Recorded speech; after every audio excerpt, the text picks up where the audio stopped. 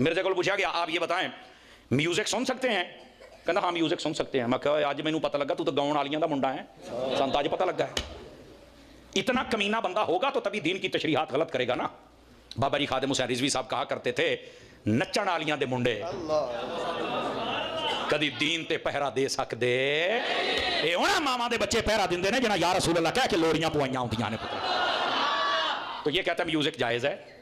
آپ مجھے یہ بتائیں نبی پاک علیہ السلام نے یہاں تک فرمایا, توجہ میری طرف, میوزک گانا تو بڑی دور دی گل ہے, فرمایا کہ جو گانے کے ساتھ طبلے ڈھول ہوندے نے نا, چمٹے شمٹے, فرمایا مجھے بھیجا گیا میں ان آلات کو بھی توڑ کے رکھ دوں اور میں یہ حدیث نہ دکھا سکوں جو چور کی سزا میری. نبی پاک علیہ السلام نے فرمایا یہ جو گانا ہے نا, گانا میوزک, فرمایا یہ زنا کا منتر ہے. جب یہ گانا گایا جائے تو دل کے اندر بدکاری کے سارے دروازے کھل جاتے ہیں. اور یہ کیا کہہ رہا ہے میوزک جائز ہے؟ کہنا نہیں وہ شعر دیکھنے ہیں. ہاں شعر دیکھنے ہیں, بڑی گل ہے. ایڈا دفاع کرنا مجرے والی باجیاں دا ہے, تینوں حیا نہیں آؤں. اگر کوئی اس کا چمچا کڑچھا یہاں بیٹھا ہے تو میں اس کو ویسے گلٹریا کہتا ہوں. گلٹریا سمجھ دیو, میں کتا تے نہیں نہ آکھیا, میں گلٹریا آکھیا. کوئی بولو تے صحیح نا.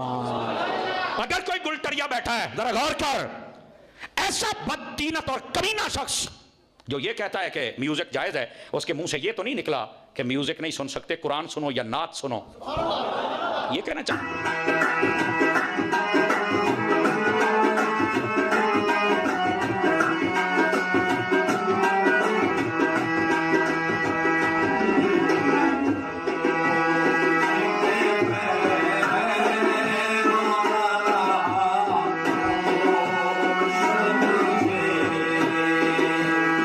ہاں موسیقی ایک قوالی کون سنتا ہے؟ بریلوی, چشتیہ. اصول طے کر لو, جو قوالی کو میوزک کو حلال سمجھے, جو حلال کا ہے وہ حلال مانے گا, جو حرام ہاں وہ جملہ بول کے. تو پھر ہم آپ کو لسٹ بتائیں گے کہ کون کون موسیقی کو حلال سمجھتے ہوئے حرامی ہو گیا ہوا ہے. پھر میں نے بات میری وہی تھی, میں نے یہ آپ کو ایک سمجھ لیں ماسٹر کی دے دی ہے. اصول طے کرنا ہے, سارے چشتیہ فارغ ہو جان گے جے, میرا نمبر بعد ہی چاہے گا. جو میوزک کے اوپر فتوا دیتا رہے نا وہ سارے فارغ ہو جائیں گے. یہ تو کہتے ہیں تالی بجانا بھی حرام ہے. ہاں جی, بخاری مسلم میں ہے کہ نبی علیہ السلام نے کہا عورتیں امام کو اس طرح غلطی پر مطلع کریں, اس کو تصویق کہا کر, یہ تالی نہیں ہے. اور مرد کہیں سبحان اللہ. حالانکہ اس سے بہتر ہو سکتا تھا طریقہ موسیقی سے بچنے کا کہ مرد کہیں سبحان اللہ, عورتیں کہیں میوزک بھی نہیں ہوا, یہ تو میوزک ہے. ڈاکٹر ذاکر نائک کے جب جلسوں کے اندر تقریروں میں تالیاں ہوتی تھی تو یہ بریلوی کہتا ہے دیکھو تاڑیاں مار رہے ہیں. اچھا قوالاں دی تاڑیاں نہیں نظر آندیاں, وہ جڑی خسرے والیاں تاڑیاں نے, اے بیچاریاں معصوم جی تاڑیاں جڑیاں نے اے جڑیاں نے حرام ہو گئیاں, اے والی جڑی حلال ہو گئی. اصول کھڑا کرو, جواب لے لو سرکار. ہاں ٹائم قیامت تک جے, اصول کھڑا کرو, جواب لے لو. میوزک کے والے سے ہمارا موقف یہ ہے, نبی علیہ السلام نے دف کو جائز قرار دیا, بخاری مسلم میں. گانے کو جائز قرار دیا, صحیح بخاری میں, ابو داؤد میں, تو ابن ماجہ میں, تو یہاں تک آیا کہ حلال اور حرام نکاح میں فرق ہے جس میں گانا ہو. گانے میں بھی کوئی اختلاف نہیں, دف میں بھی کوئی اختلاف نہیں. انسٹرومنٹ تو ہے نا, اس کا مطلب ہے مطلقاً انسٹرومنٹ تو حرام نہیں ہوئے, مطلقاً تو نہ ہوئے. اب جن انسٹرومنٹس کو یہ حرام کہہ رہے ہیں نا, وہ احادیث سے اس کی لسٹ بیان کریں اور اس کی حرمت ثابت کریں, ٹائم قیامت تک جائے. اگر آپ وہ ڈھول والی حدیث لے کے آئیں گے نا ابو داؤد سے, پھر ہم آپ سے اگلا سوال کریں گے کہ نبی علیہ السلام نے تو کانوں میں انگلیاں دی تھیں, عبداللہ بن عمر کی انگلیاں کانوں میں کیوں نہیں ڈلوائی تھیں؟ اور یہ وہ جواب ہیں جو قوالیوں والے ان کو دیتے ہیں. ہاں وہ کہتے ہیں نبی پہ واجب ہوتا ہے کہ وہ حرام کو حرام کہتا ہے. ٹھیک ہے, صوفیاء سارے قائل ہیں. ٹھیک ہے, ہاں. اور آپ کو بتاؤں اہل حدیث کے جو سب سے بڑے امام ہیں, ابن تیمیہ کے بھی امام, المحلہ کتاب جنہوں نے لکھی ہے, کیا نام ہے یار, ذہن سے اتر گیا, جو شروع کے ان کے اماموں میں سے ہیں, لکھو یوٹیوب پہ المحلہ, اور امام دا نا آ جائے گا المحلہ. گوگل میں جا کے لکھیں المحلہ. محلہ بک آتھر ابن حزم. ابن حزم. ہائے میں صدقے، ہائے ہائے گوگل حافظ اللہ تجھ پہ لاکھوں سلام.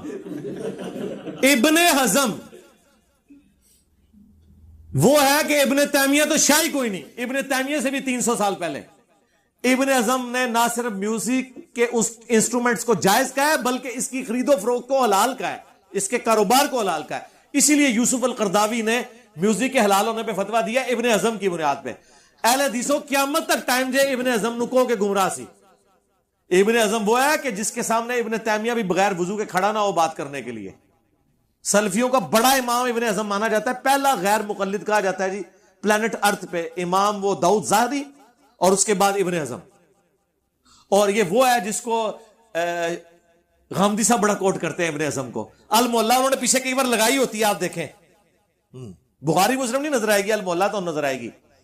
ابن حزم تو میوزک کے انسٹرومنٹس کو جائز سمجھتا ہے، اس کے کاروبار کو جائز سمجھتا ہے، اجتہادی خطا ہے.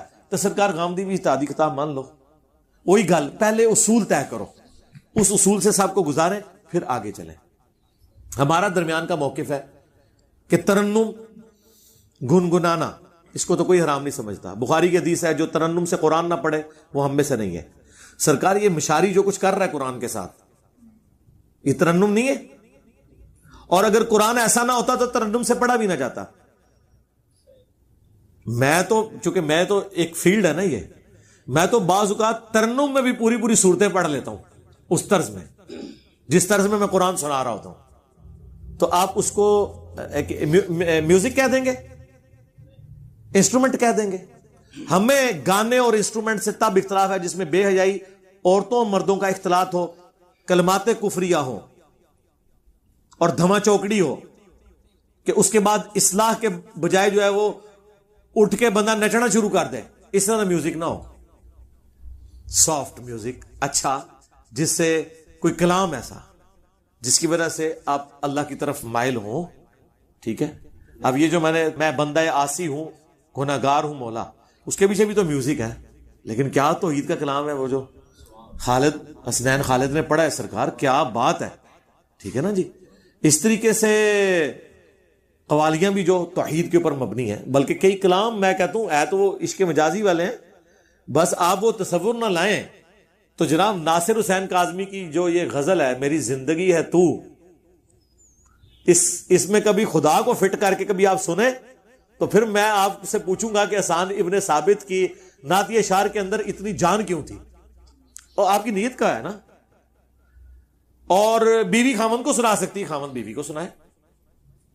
ٹھیک ہے.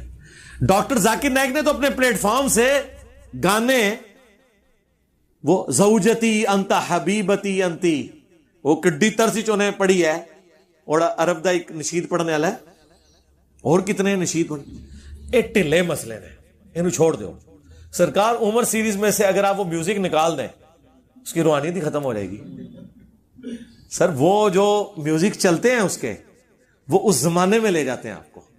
سرکار یہ اللہ نے دنیا میں رکھا ہے نا، تو اگر یہ اس طرح کے معاملات ہوتے تو آپ کو بخاری سے لے کے ابن ماجہ تک حدیثیں بھری پڑی ملی ہوتی جس طرح باقی گناہوں کے اوپر مل رہی ہیں.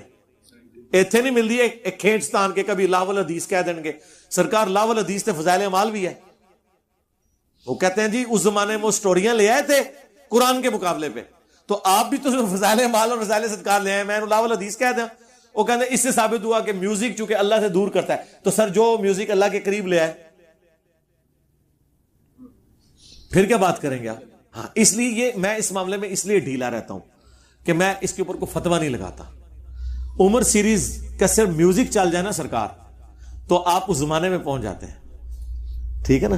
کوئی نیگیٹو آپ کے اندر انٹینشن پیدا نہیں ہوتی، کوئی شہوت نہیں آپ کی بھڑکتی، کوئی نیگیٹو خیال نہیں آتا، تو اب آپ اس کے اوپر کیا فتویٰ لگائیں گے. اور پھر وہ مجھے ایک موسیقار نے ٹیلی فون پہ جب پوچھا نا تو مجھے کہنے لگا اچھا مجھے بتائیں انجینئر صاحب میوزک اگر حرام ہے، وہ سمجھتا تھا کہ میں یہ کہوں گا، خود ہی فتویٰ لاتا انہیں. اچھا آپ میرے فتویٰ لگائیں کہ میں اگر یوں گنگناؤں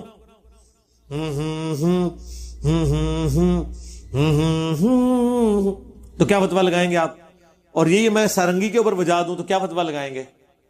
گنگنانے والا حلال اور وہی حرام، اس کو جسٹیفائی کیسے کریں گے؟ اور میں آپ کو بتاؤں یہ جتنے لوگ ہیں انہوں نے باقاعدہ یہ علم سیکھا ہوا ہے، یہ ویس قادری نے علم سیکھا ہوا ہے، تبھی اتنی طرزیں نکالتے ہیں وہ. ہاں انہوں نے کسی ولی اللہ نے نہیں طرزیں سکھائیاں، یہ اسی فن سے سیکھی ہیں انہوں نے. اگر یہ فن حرام تھا تو کیوں سیکھا ہے؟ جتنے طرزیں بناتے ہیں نا سب نے سیکھی ہیں یہ چیزیں. جی اچھا، پیر نصیر الدین نصیر صاحب نے تو ہارمونیم کے اوپر پوری وہ کلام پڑھا ہے، وہ ویڈیو ہی رکھی ہے یوٹیوب پہ. یہ مسئلہ ایسا نہیں ہے گا سخت جس طرح انہوں نے بنا دیتا ہے. اس سے یہ نہ سمجھیے گا کہ ہم یہ جو انڈیا کے بیہودہ گانے یا مائیکل جیکسن کے یہ فضول قسم کے گانے میں ان کے اوپر بات کر رہا ہوں، یہ تو آپ کو سننے کا دل بھی نہیں کرے گا. جو بندہ دیندار ہو گیا یار کوئی فضول شاید کوئی لاؤ کوئی سمجھ آوے کوئی گل ہو رہی ہوئے تو چلو میں سن لاں گا، ٹھیک ہے، وہ خود بخود آپ اس سے دور ہونا شروع ہو جائیں گے. تو ان ساری چیزوں کو دیکھیں. اگر آپ نے فتویٰ لگانا ہے ابن اعظم سے لے کے ابھی تک جتنے لوگ ہیں وہ سارے کے سارے اسلام کے دشمن، شیطان کے ایجنٹ، وہ جو جملے انہوں نے رکھے ہیں وہ ڈکلیئر کریں. غامدی صاحب کو تو نمبر بعد میں آئے گا. وہی میں نے کہا تھا اگر اصول آپ طے کریں گے. یہی وجہ ہے کہ میں آپ کو اکثر جگہ فتووں میں ڈھیلا نظر آتا ہوں. میں کہتا ہوں نماز ان کے پیچھے پڑھوں گا، کیوں؟ مجھے پتا ہے کہ میں پھنس جاؤں گا اللہ کے حضور. اگر میں یہ اصول کھڑا کروں گا کہ نماز نہیں ہوتی تو کہیں میرے ماننے والے جو اسٹوڈنٹ ہیں ان کے پیچھے بھی نمازیں نہیں ہو رہی ہوں گے. میں ایک اصول بناتا ہوں کہ نہیں یار یہ اصول ہے نا، بینیفٹ آف ڈاؤٹ دیں گے، سب کو دیں گے. اس کی وجہ سے ہم فتوے لگانے سے بچ جاتے ہیں. واللہ یہ لوگ اگر یہ حرکت کرتے ہیں نا، اصول طے کرتے تو یہ فتوے لگانے سے بچ جاتے، تکفیر کرتے ہی نہ، کبھی بھی نہ کرتے. انہوں نے کیا کیا؟ اصول طے نہیں کیا، چڑھ دوڑے اگلے کے اوپر. اچھا انہیں کیا تھا، انہیں چیک کر لینا ہوئے، انہیں کیا تھا وہ تو انہیں بتاؤ انہیں کیا جائے. جس طرح طارق مسعود صاحب کے ساتھ کیا، زیادہ سے زیادہ یہ کہنا چاہیے تھا کہ انہوں نے حضرت علی کا ذکر وہاں پہ کرنا مناسب نہیں تھا، اس لیے کہ کبھی غلطی سے بھی حضرت معاویہ کا ذکر نہیں ہوگا. ایسے کبھی غلطی سے بھی 22 رجب کے دن یہ شادی نہیں کروائیں گے، 10 محرم کو کرا لیں گے سنت اسٹیبلش کرنے کے لیے، کیونکہ وہاں اہل بیت کا بغض ہے. کبھی یہ نہیں کہیں گے یار جو 22 رجب حضرت معاویہ کے وہ وفات کا دن ہے تو لوگ سوگ نہ کتنے منان، اسی 22 رجب نو ویاہ کریا کریں گے، خوشی کا دن مناواں گے. کیا کہیں گے؟ یار خدا دا نہ آ جائے، وہ تو شیعہ خوش ہوتے رہتے ہوتے 22 رجب نو نہ ویاہ کرو، 10 محرم کی باری آئے گی تو سنت زندہ کرنی ان کو یاد آ جائے گی. تو ہم کہیں گے ایک اصول رکھو، وہ دونوں پہ اپلائی کرو. بےایمانی ان کی ہوتی ہے، اصول 2 رکھ لیتے ہیں، ٹھیک ہے. اصول جب 2 رکھتے ہیں، آپ مجھے بتائیں یہ حضرت حسن کی تعریف ہے کہ ایک دن زنانی رکھ کے چھوڑ دیتے تھے؟ آج کے دور میں بھی آپ یہ کسی غیر مسلم کو پیش کریں گے مذاق اڑائے گا نا. اور میں کو مفتی تیرے بارے میں تیرے پیو نے اناؤنسمنٹ کرائی ہے کہ 3 کر لیے 4تھی انہوں کوئی نہ دے، یہ ہر ٹائم ویاہ کرتا ہے، تو اس کو غصہ نہیں آئے گا. اور تم مولا علی کے بارے میں ایک منقطع روایت جس کی سند ہی پوری نہیں ہے، سیدنا علی کی روایت ڈائریکٹ پوتے سے ہو رہی ہے جن سے ان کی ملاقات ہی نہیں ہے،